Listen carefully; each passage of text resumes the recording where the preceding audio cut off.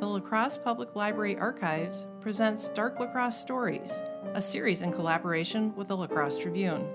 Dark La Crosse is a suite of programs that feature the seedier side of lacrosse history and also include a downtown walking tour, a trolley tour, and an annual stage production with new content each year. At the time of this episode debuting in the fall of 2019, the Archives team is hard at work preparing for the 5th year of our annual stage production, the Dark La Crosse Show. With new content each year, the Dark La Crosse Show is where the stories you hear about in this series debut.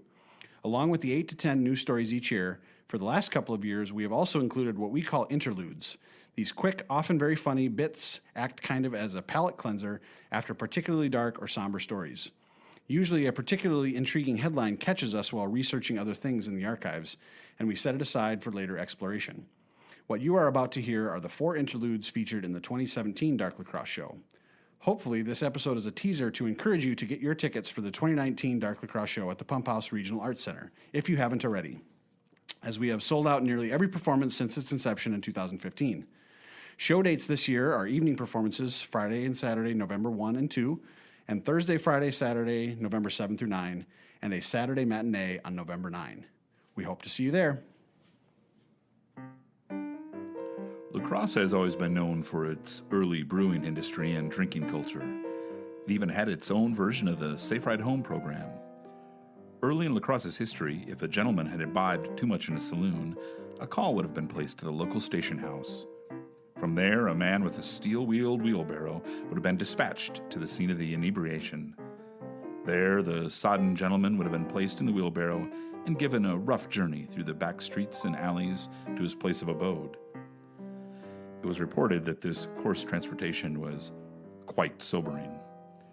In keeping with the changing times, a horse and buggy replaced the wheelbarrow, and in 1912, a touring car called the Black Maria was purchased to assist overserved patrons. So please, enjoy yourself in the wonderful downtown restaurants and bars, but kindly keep things in check. No one wants to send you home in a wheelbarrow.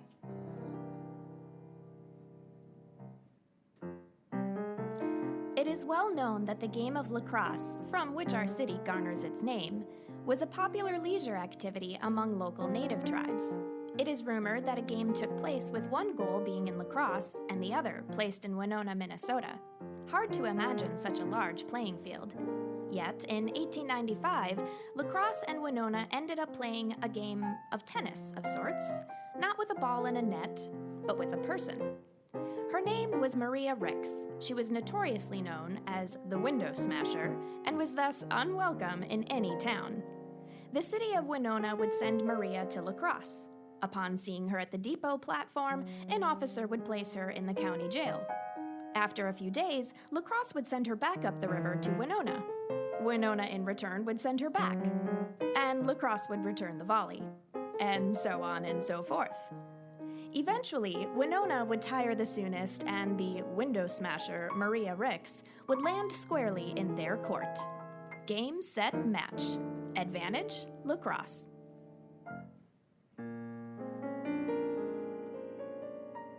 With riverboats coming to and fro to the banks of Lacrosse, lore of notorious, quick-witted gamblers would have followed in their wake.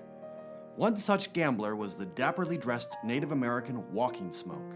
He was tall, lean, and as gaunt as death himself, and he played with an expressionless face. Walking Smoke was the master of bucking the tiger, a system of breaking the bank at casinos and gambling halls while playing faro, a game similar to poker. He did not discriminate. He'd wipe out Native American gambling rooms with equal fervor as the white gaming establishments. In 1887, a cry of warning was sent out to gamblers in Lacrosse to be on the lookout for Walking Smoke. Those who had had the chance to watch him play say he was far too much for all the old veteran experts in the city and would bankrupt all the faro banks if he had the chance. In August of 1864, an article appeared in the Lacrosse Democrat. It unfolded the unfortunate story of a young man by the name of George Trazer, who had been killed at the Battle of Wilson Creek during the Civil War. Back home here in Lacrosse, the young girl who was engaged to be his wife began to mourn. During her bereavement, she went to the chicken coop and selected a chicken from the brood. She returned with the young chick to her sorrow-filled room and made a pet of it. It was reported that the fast-growing chicken could come to her when called, perch on her head as she gazed out the window, and picked crumbs from her lips when feeding. She would sit and caress the chicken for hours and hours. The chicken grew to adulthood, and then, one tragic day, her beloved chicken was suddenly and swiftly killed by a dog. The Lacrosse Democrat stated the unnamed girl grew languid, nervous, and disheartened, dying within a few short weeks of a broken heart. While she found a way to cope with the tragic death of her fiancé, the murder of her pet chicken was too much to bear.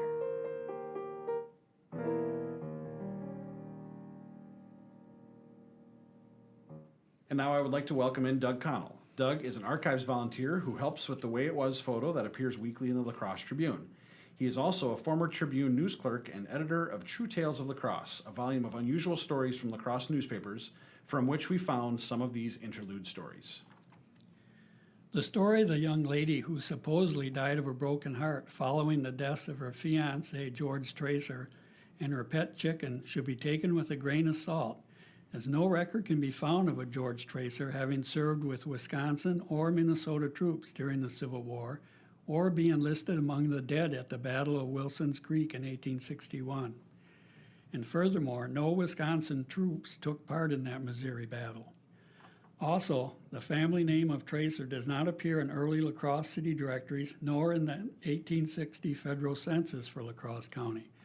Granted, the newspaper account of the bereaved woman could have misspelled Tracer's name, but on the other hand, one has to ask why the young woman's name wasn't given in the newspaper account.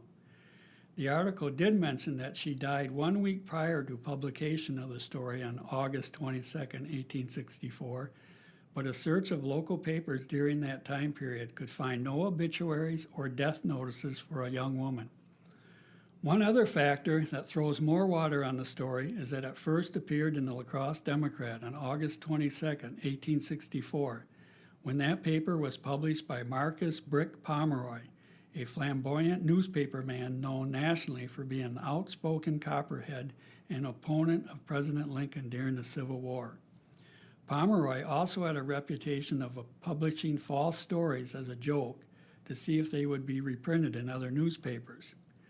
One of these fake news stories that was spread far and wide from Pomeroy's pen during 1861 was that of a circus rhinoceros said to have fallen off a steamboat near Lacrosse and then seeking freedom by hiding out among the islands and sloughs 5 miles south of the city, raiding farmers' cornfields and eluding capture for several days, during which time the rhino was said to have injured a man by throwing him 50 feet through the air. If Pomeroy could make up a story about a wayward rhinoceros, then he could certainly conjure up a tale about a heartbroken woman and her chicken.